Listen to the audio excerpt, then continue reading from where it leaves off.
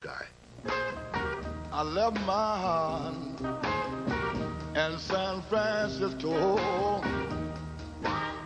I left my heart, people, in San Francisco. In January 1966, Kesey and his merry pranksters staged a 3-day acid test in San Francisco, a city known to revel in nonconformity.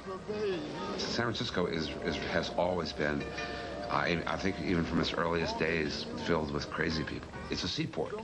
One of the, around the world, mostly seaports is where things happen most, because people from other cultures were continually going through them, you know, so ideas would get interwoven, and that probably has something to do with it. In the 1950s, San Francisco had been home to the Beat generation.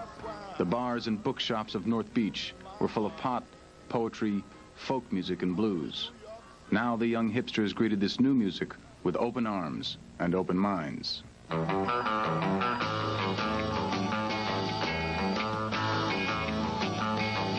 At first, it was a small scene, nestled in an old Victorian neighborhood on the edge of Golden Gate Park. But soon, Haight-Ashbury boasted the world's first psychedelic shop, its first psychedelic newspaper, and its leading psychedelic bands. Just about every day on a sunny day, there would be drummers down here drumming and people settling into their LSD trip. I mean, a lot of people took their first trips in Golden Gate Park and had that cheery, smiling community feeling that things are going to be pretty darn good. We're going someplace. Everyone was influenced by the idea of doing basically two things. One, end the war in Vietnam. And secondly, start a whole new model of living in America. The hippies are capable of extremely hard work, even though they tend to approach work as the rest of us do sport. Some of them are very successful. This is the house of a popular local band which plays hard rock music. They call themselves the Grateful Dead. They live together comfortably in what could be called affluence. Do you think that your movement or your idea, the hip idea, is essentially connected up with drugs?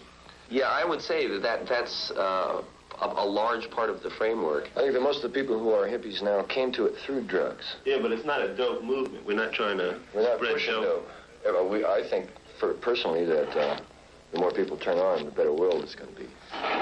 We were talking before about a way of being, and one of the ways of achieving that being is through drugs. We were the mayors of the Haight-Ashbury. Our front steps, the town hall, it was just busy all the time. The doors were always open to everybody. The Grateful Dead lived on the stoop, which is on the front steps. And we just hung there. It was just an amazing neighborhood, and Janice lived right down the street, and Big Brother, the rest of her band was around the corner, and Boss Skaggs.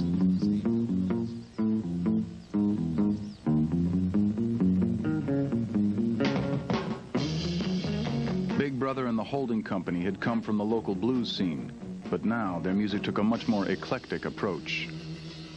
We played a lot of things. We played Hall of the Mountain King from the Pure Against Sweet of Grieg, and we played a tune called Bacon, or we thought about it. I'm not sure if this is conceptual art.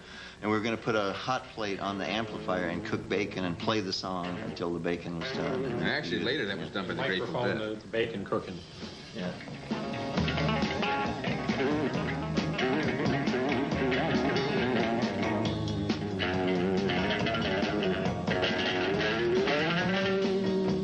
It all played straight blues, you know, and there's just so much you can do with that to a certain degree, you know. We wanted that other step beyond. Yeah, it's like blues and Technicolor or something. Yeah, blues and Technicolor. In May 1966, they were joined by a new lead singer who had sung the blues all the way from Port Arthur, Texas.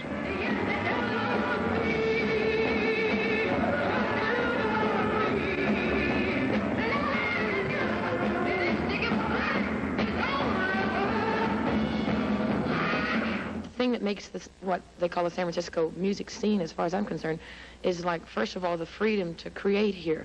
You know, for some reason, like a lot of musicians ended up here and ended up together and had complete freedom to do whatever they wanted to, and so they came up with their own kind of music. What do you think, Sam? That's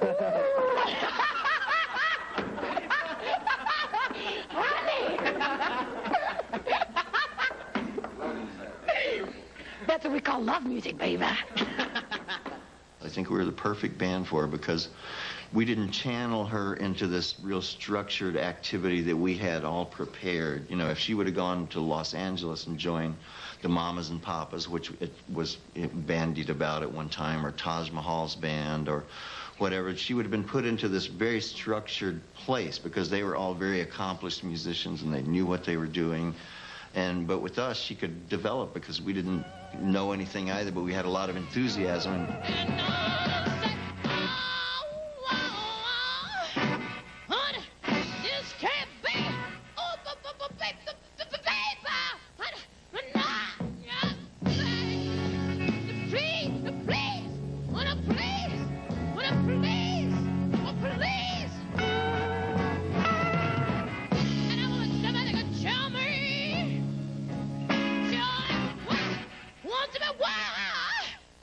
Tell me what love is like. Well, it's like a ball and in the chain.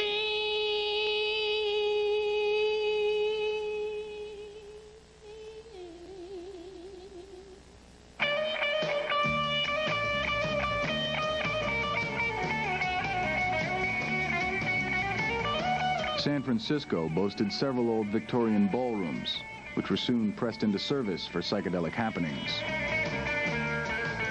We were not playing to a watching and waiting audience. We were playing to dancers, you know, people who were taking LSD or other kinds of chemicals and dancing. And I mean, dancing their hearts out, you know. So when we played a tune that lasted, people used to say, you played a tune that lasted for an hour and 20 minutes, what? You know, it was like easy, you know, because people were like working it out.